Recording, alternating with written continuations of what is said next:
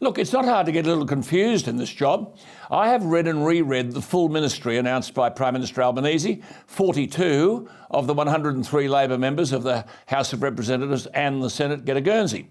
And amongst them is Matt Thistlethwaite, who's the Assistant Minister for the Republic. But I can find no person named as the Minister for the Republic. Let's see if we can make some sense of this and the agenda it represents. But I will make this preliminary point.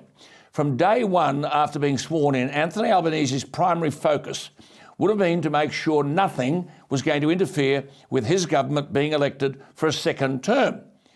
But if you start introducing divisive issues like a republic or the establishment in the Constitution of an elected voice to Parliament exclusively for Indigenous people, you'll go to the next election as the person who caused an electoral brawl over issues that via referenda may not have the support of the majority of Australians.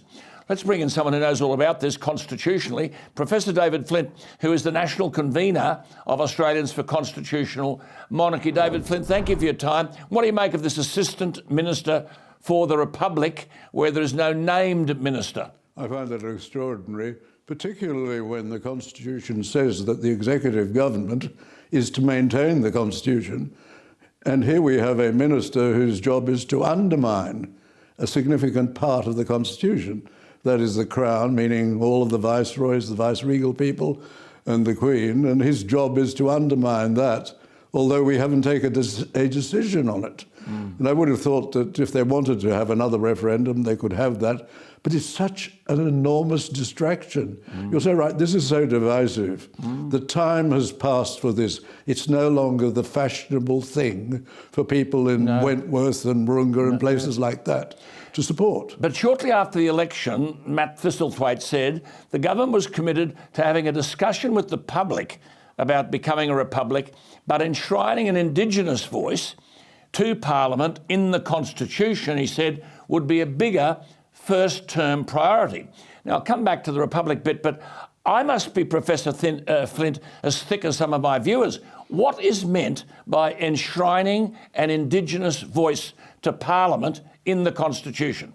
Alan, you've put it on it. And all these people who are supporting it, from the churches, from big business, and all sorts of lobbies, are supporting something which none of us have seen. We have no idea what it is. We know, for example, in New Zealand, when they changed the electoral system, so you kept on putting in more politicians, some of the wags call it the MMP system, many more politicians. And one suspects that that's what this is, this what Malcolm Turnbull called the third chamber.